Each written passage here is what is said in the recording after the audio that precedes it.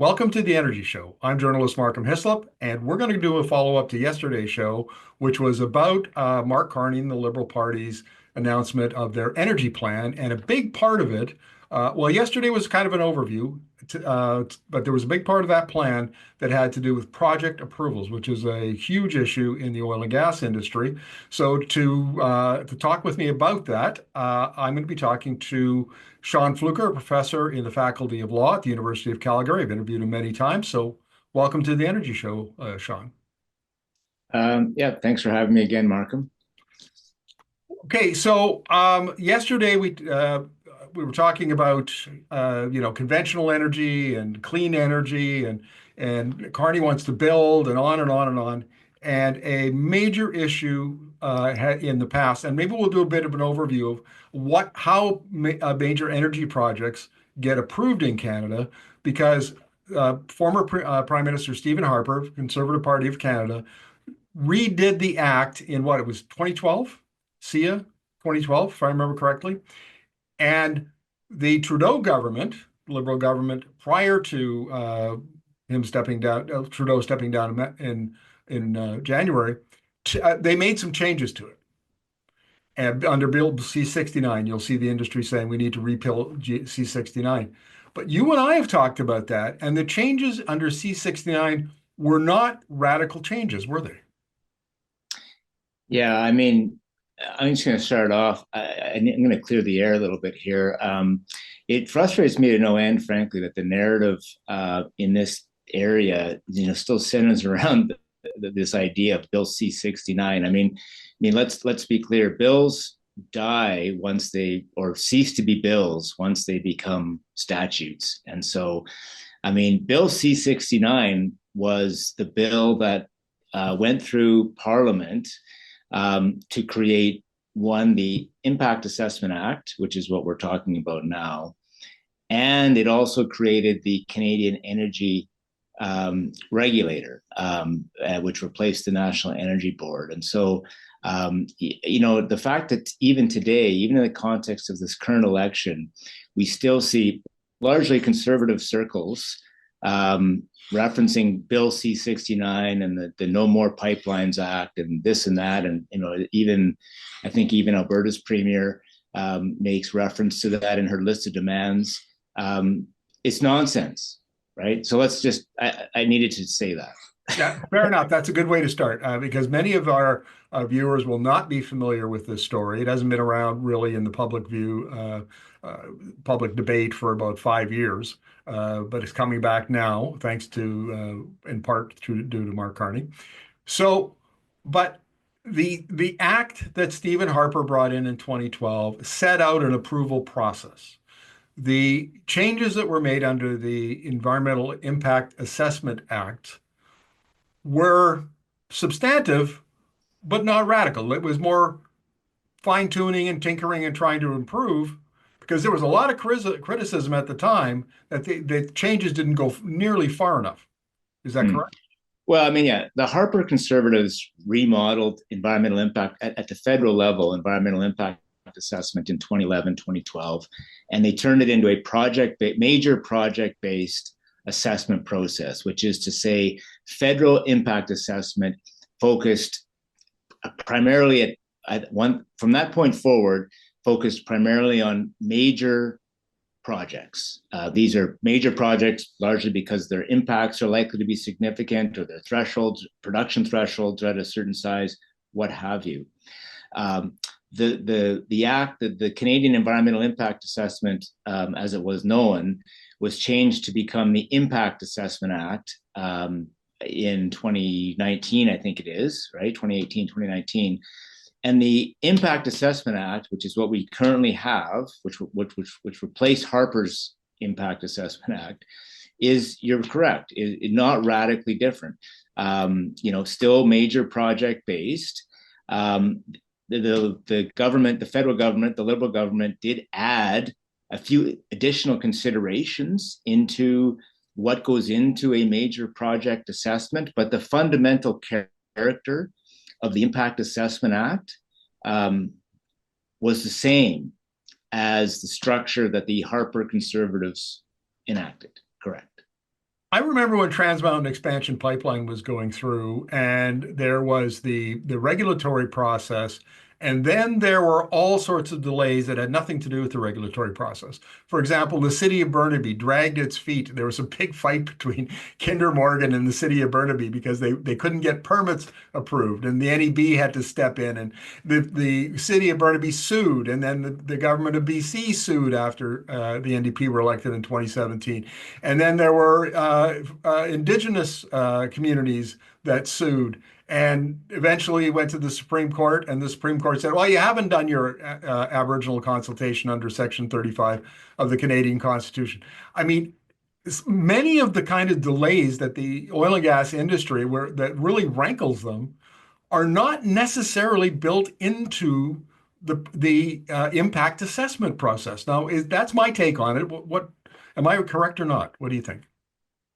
Well, certainly, if we're talking about the Trans Mountain Pipeline, I agree with you 100%. I mean, the delays were largely, I think, attributed to a lack of consultation, whether that was with affected municipalities or Indigenous peoples.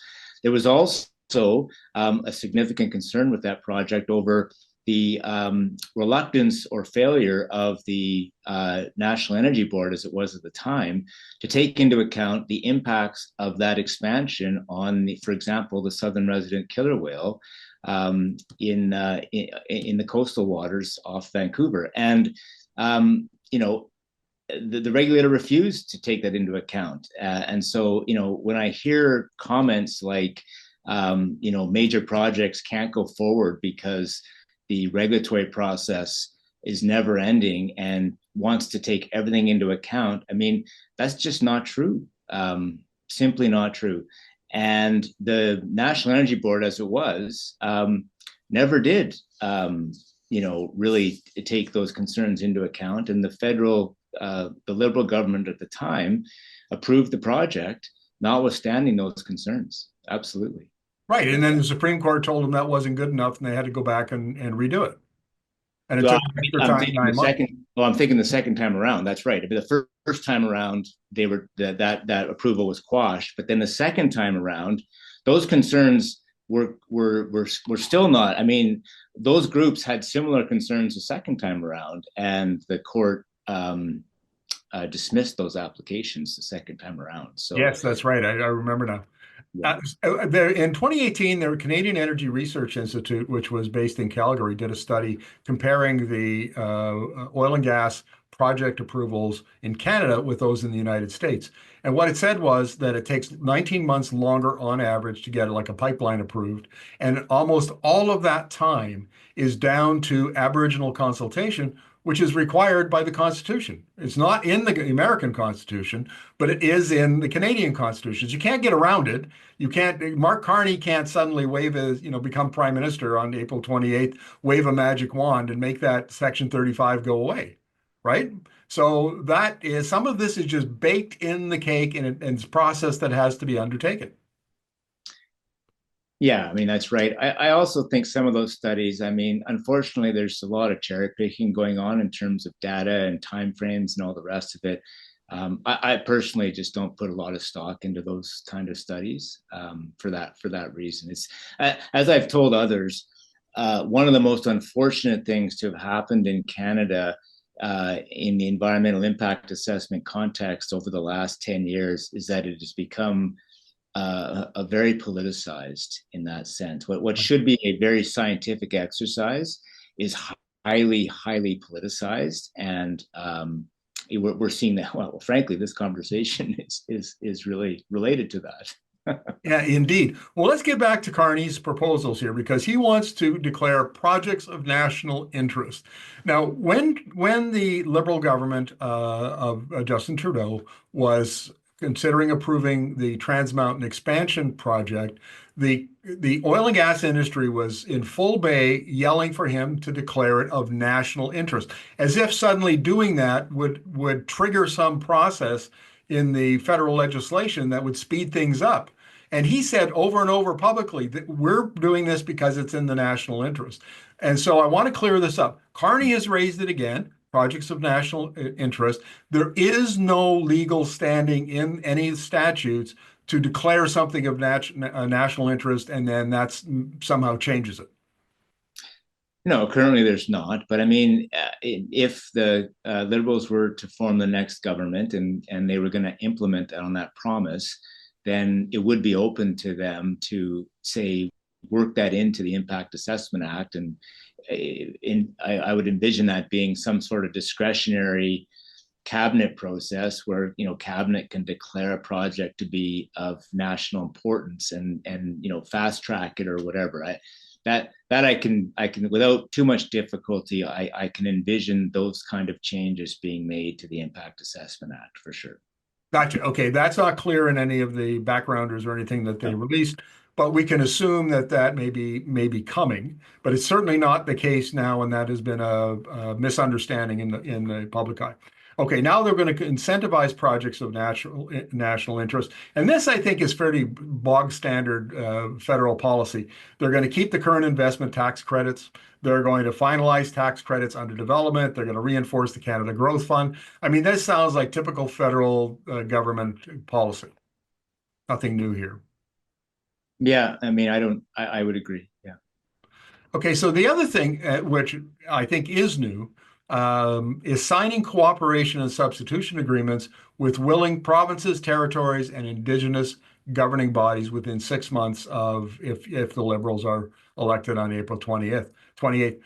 What would a cooperation and substitution agreement is there any precedent for that? Do we know what that means? Yeah, I think there is. I mean, I believe British Columbia, for example, has something to that effect currently. But here's the thing with these cooperation or substitution arrangements. And again, I look to provinces like Alberta when I say this, and that is to say, if that's ever going to be a reality, then you have, speaking to the province, you have to have a credible impact assessment process in order for there to be a credible substitution or some workable one at all. And Alberta's, I mean, most of the provinces are quite frankly very poor at this. But Alberta's certainly impact assessment process is ancient. I mean, it's archaic. It really hasn't fundamentally been changed since the early to mid 1990s. I mean, we're talking 30 years. And the world has changed many times over since then. And so I personally can't envision a credible substitution process until the provinces are in the 21st century when it comes to impact assessment. Yeah, we should point out here, at Energy Media, we've done a lot of work on the energy regulator. In fact, I interviewed you for a number of the pieces that we've done over the years. And it's pretty clear that the Alberta energy regulator does not have a lot of legitimacy outside of government and the industry. So that's a problem. So what the whole point behind these agreements would be projects only go through one review, and supposedly they uphold environmental standards, Indigenous consultation, and so on. But does that mean then that the federal government says, okay, we'll let one review done by the province, and that's good enough as long as it meets our standards? Well, in concept, I suppose, yes. But I mean, if you think about it from the federal perspective, which, even if we're talking specifically, the responsibility of the federal government to ensure that major projects that significant environmental effects within federal authority are properly assessed and considered. I mean, the federal government has to have some confidence that the provincial, territorial, or what have you process is capable of doing that. And presumably that would have to be legislated because, of course, it is federally. And, speaking specifically with respect to Alberta, at the moment, the answer would be resoundingly no. It's almost a fully discretionary process. And so it can change from one project to the next. And yeah, the Alberta Energy Regulator would be the responsible authority for undertaking that assessment. The AER's process, as you and I have spoken about many times, is almost fully non-transparent. And so this stuff comes back to bite eventually, right? I mean, And so this would be an example where, for sure, the liberal, a new liberal government could say, look, we're going to do this. Let's make this a one window, a one shop stop for industry. And I think they could say to industry, well, we'd be happy to do that, but before you come talk to us, you're going to have to stop at the door of the Alberta government and say, look, you got to get stuff arranged here. We're never going to have a one-stop shop if you don't bring your impact assessment process into the 21st century. Yeah, I can see the problems there, and we'll leave the AER for another show because that's a can of worms that we don't want to open up here. Establishing a major federal project office with a new comprehensive mandate to move forward with one project, one review, issuing decisions on major projects within 2 years instead of 5. And here's where the oil and gas industry demanded 6 months in that March 19th letter. Like I can't envision any kind of a process that does even a halfway decent job of environmental impact assessment that would get done in 6 months. 2 years even is pretty quick. That's fast tracking it. Yeah, for sure it is. I mean, I don't know how industry thinks they would be able to even put together their own impact assessment statement in that time frame, let alone have that proposal vetted and considered in an assessment process, right? I mean, because all of these impact assessment processes across Canada and every jurisdiction are proponent driven, right? So, I mean, the proponent has to put the work in at the outset to say, here's the project, here's the scope of the project, here's the impacts that our experts tell us this project may have. Here's all of our mitigation measures. Here's how we're going to avoid some of those impacts, et cetera, et cetera. And then that all goes into the assessment process where those are all considered. And I cannot conceive of any way that a major project could get through even the proponents aspect of this stuff in 6 months, let alone the assessment itself, right? Okay, maybe the next point here will address some of that because I know what the assumptions are behind the oil and gas, proponents, so this point is developing a trade and energy corridor along with provinces, territories, and Indigenous partners for transport, energy, critical minerals, and digital connectivity. So here's the issue. I guess if you were eventually to negotiate a Canada-wide energy corridor or economic corridor, that some of the work that the proponent would have to do is done already. So maybe that would shorten the amount of work the proponent had to do, shorten the process. The problem is anybody who knows anything about Canadian history and has been paying attention knows how difficult it is to get these kinds of projects built. So if we're going to be bringing all of the parties to the table and negotiating something, and then build the corridor and do all the environmental work that has to be done ahead of time, consultation with communities and other stakeholders and Indigenous communities, there's a lot to do before that corridor ever has a truck or a pipeline or a transmission line in it. Yeah, absolutely. I mean, these are major, the word major is the adjective used to be attached to these projects for a reason. I mean, they're large, they're significant, they're complex, there's a lot of moving parts. There's a lot that has to happen to get this off the desk even. And so it's hard to envision anything shorter than, frankly, what's already in the act. I mean, there are places if someone were to ask me where might we be able to free up some time here, we could work through the Impact Assessment Act and maybe find some of that time. I mean, one of the things that was added to the process in the Impact Assessment Act was what's called a planning phase, where the proponent determines that its project is going to potentially be subject to the Impact Assessment Act. And there's a process associated with helping to inform the decision as to whether to do so.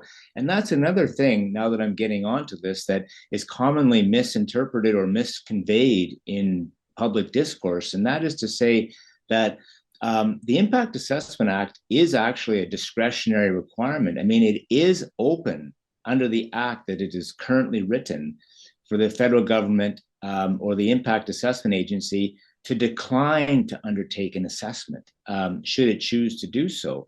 And so, there are places where we might be able to find some time there. For example, I mean, industry might not like this suggestion, but we could do away with the discretion and say, okay, it's a mandatory requirement. We'll skip the planning process and we'll get right into the meat of the matter. I don't know, but like time to me just seems like a red herring for some other concerns. Let's put it that way.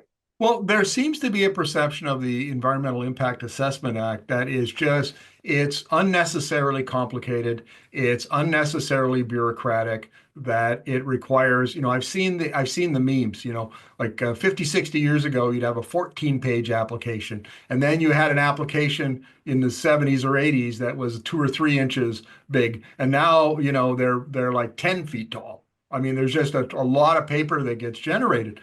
But all of these projects have become, we've learned from failures. We've learned from leaking pipelines.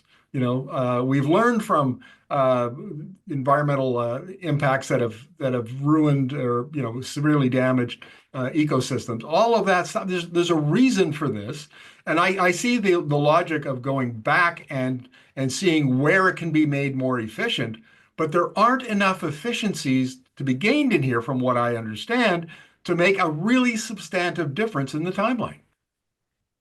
Yeah, like I said earlier, the timing thing is the red herring for other concerns, I would say, with the process. And the Harper Conservatives, I mean, they really did reconstruct this process federally in 2011, 2012. And what we are working with now is more or less, as you said at the outset, what they constructed. And I don't recall anybody raising a concern in 2011 or 2012 that somehow what was being put on the table was going to be too complicated or too time consuming or introduce too much delays. In fact, I think it was sold to be the opposite. Let's talk about that, because one of the issues is ministerial discretion. So that these projects, once they approve, they have to get approved by cabinet. And the industry doesn't like that. It's complaining, but it was the Harper government that actually brought that in order to ensure that the regulator or the whatever agencies were involved didn't cancel pipeline projects. And so it's kind of the industry getting hoisted on its own petard here.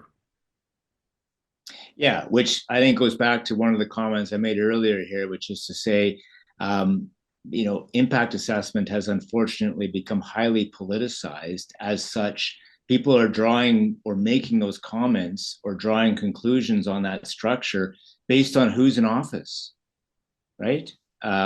So if they perceive it to be an unfriendly government, then they raise concerns over who, the fact that cabinet or a minister has discretionary authority over the project. And to be clear, I mean, the victory on that side of the ledger from the Supreme Court of Canada in 2023, one of the impacts of that decision, because this is also some poorly conveyed information out there, but the act, as some conservative circles have said, oh well, the act was struck as unconstitutional. I mean, that's just not correct.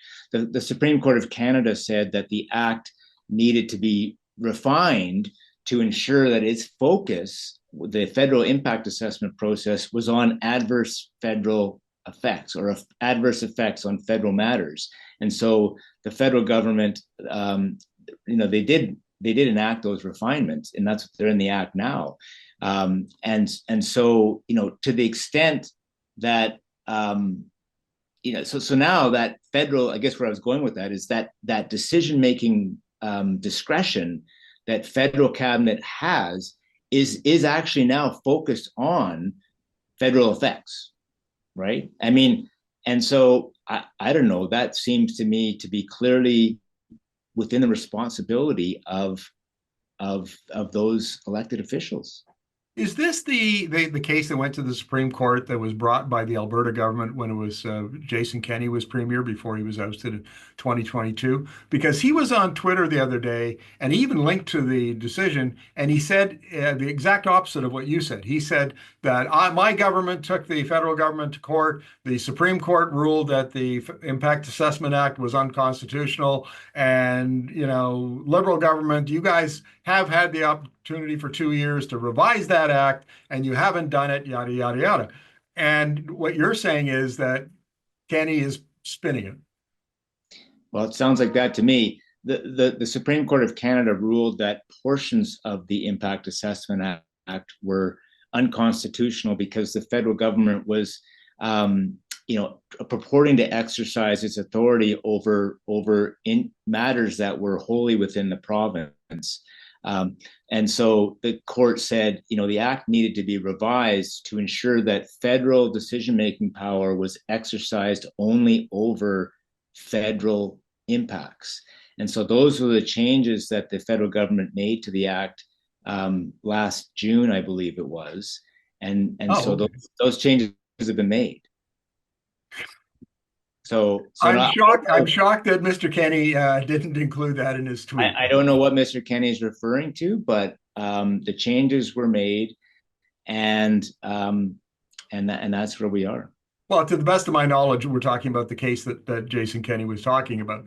And if it turns out that I'm wrong, he can contact me and we can clarify that in another show. But for now, so, okay, we've got a whole lot of stuff with Indigenous loan guarantees, and I think I wouldn't call it boilerplate. I think that I remember 30 years ago when I was living in Saskatchewan and working with First Nation communities there on economic development issues, and the ability to fund capacity building, the ability to do their own studies and come up, to go to regulatory hearings and they didn't have the resources for that. So there's more of that here. That's a good thing. There's more, they're doubling the loan guarantees from 5 billion to 10 billion. That's a good thing. So it's really nothing radical on this front, except that the government is making more of a commitment to Indigenous participation, both in the process and at the equity level than they had been doing before. I mean, yeah, that seems right to me. Yeah.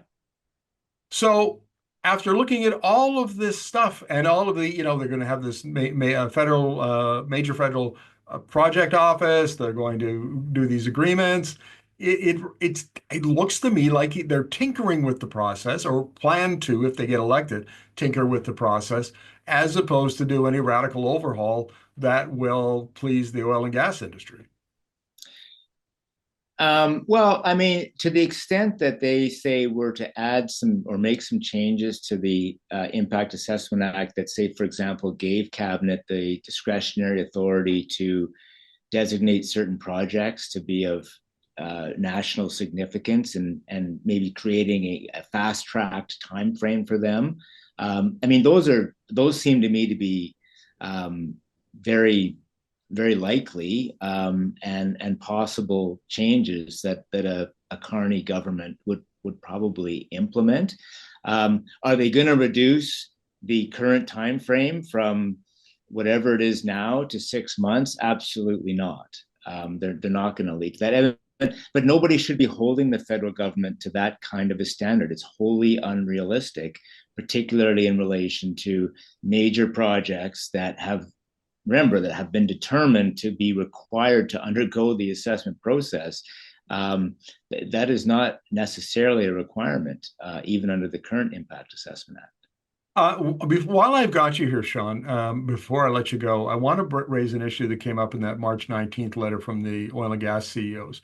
And the issue was the letter said, we want the federal government to declare a national energy crisis, much like Trump did, U.S. President Trump did down in the States. And then they said, we want you to use all available emergency powers to push these projects through. And I did a show on that 2-3 weeks. Well, it would be back in March, and really took issue with that because the emergency powers, when you're all available emergency powers means the Emergency Act, the old War Measures Act at the federal level, the thing we use for pandemics and invasions and so on. And essentially, what it would have done is allow the federal government to trample on the constitutional rights of Canadians in order to push a pipeline through or to push an LNG project through. And I object strenuously to that. I think that's a non-starter from the go.